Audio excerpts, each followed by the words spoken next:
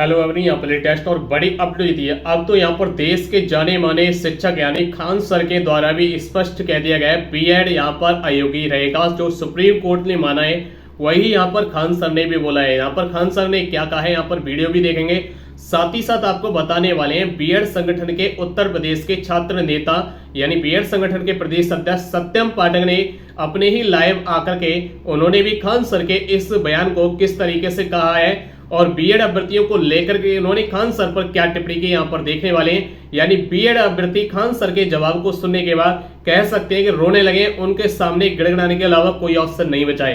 तो यहाँ पर देखते हैं किस तरीके से खान सर ने यहाँ पर बताया कि बीएड जो है ना अवैध घोषित किया है सुप्रीम कोर्ट ने, वो अवैध ही है। यानी 1 to 5 से बाहर किया है तो 1 to 5 से बाहर होना चाहिए। और यहाँ पर खान सर ने स्पष्ट कर दिया है कि सुप्रीम कोर्ट का जो ऑर्डर है वो सर्वमान्य है, उसे कोई नहीं टाल सकता है, सभी को मानना ही पड़ेगा।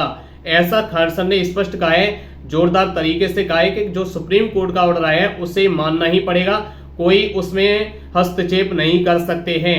तो इसलिए यहाँ पर बीएड 1 to 5 से बाहर होना सुप्रीम कोर्ट से तय है। तो यही खान सर ने भी कह दिया है कि सुप्रीम कोर्ट ने कहा है तो बाहर ही रहेगा।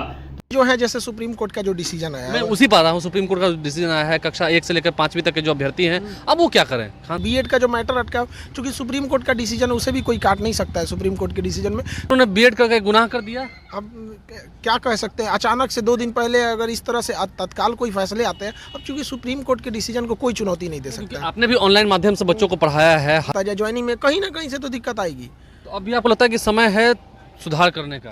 अब इस पे आयोग को डिसीजन लेना चाहिए। आप मानते हैं ना कि सुप्रीम कोर्ट के इस आदेश के बाद ये हो पाना संभव नहीं है? अब इसमें सुप्रीम कोर्ट के डिसीजन को कोई क्या कह सकता है। हम लोग तो सुप्रीम कोर्ट का डिसीजन जैसा है सबको मानना पड़ेगा। सुप्रीम कोर्ट से बड़ा कोई तो नहीं है? कोई नहीं है। आप सुप्रीम हाँ बिल्कुल। तो जैसा कि आपने खान सर का बयान स्पष्ट सुन लिया है कि सुप्रीम कोर्ट का जो ऑर्डर है उसे सबको मानना पड़ेगा, उसमें कोई कुछ नहीं कर सकता है। यानी सुप्रीम कोर्ट ने बीएड को 1 to 5 से बाहर कर दिया है तो 1 to 5 से बाहर होना ही है, इस तरीके से खान सर ने भी माना है। साथ ही साथ यहाँ पर देखा जाए तो सत्यम पाठक है जो डीएलएड छात्रों के छात्र नेता यानी प्रदेश अध्यक्ष अपने पद पर वो डालते हैं।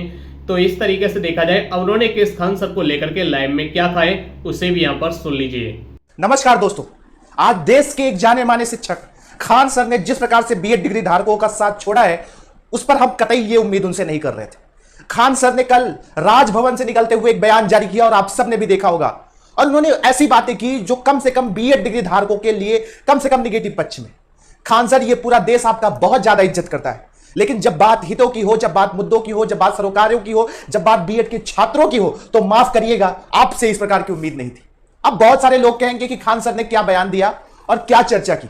खान सर ने यह कहा कि सुप्रीम कोर्ट का जो फैसला है वो पूरी तरीके से लागू कर देना चाहिए, यानी बीएड डिग्री धारक प्राथमिक शिक्षक भर्ती में रहे या न रहे उससे हमारे खान सर को फर्क नहीं पड़ता। तो जैसा कि आपने अभी दोनों अपडेट सुन ली, यानी खान सर का बयान भी सुन लिया और साथ ही साथ यहाँ पर बीएड स्टूडेंट के छात्र नेता सत्यम पाठक का भी बयान सुन लिया। अब इसको लेकर के आपको स्पष्ट हो गया होगा जो सुप्रीम कोर्ट का ऑर्डर है उसमें कोई हस्तक्षेप नहीं होगा, बीएड 1 to 5 से बाहर ही रहेगा। इसको लेकर आपका मन है कमेंट बॉक्स में जरूर आइए। मिलते हैं फिर नई और लेटेस्ट सटीक अपडेट साथ। जय हिंद, जय भारत।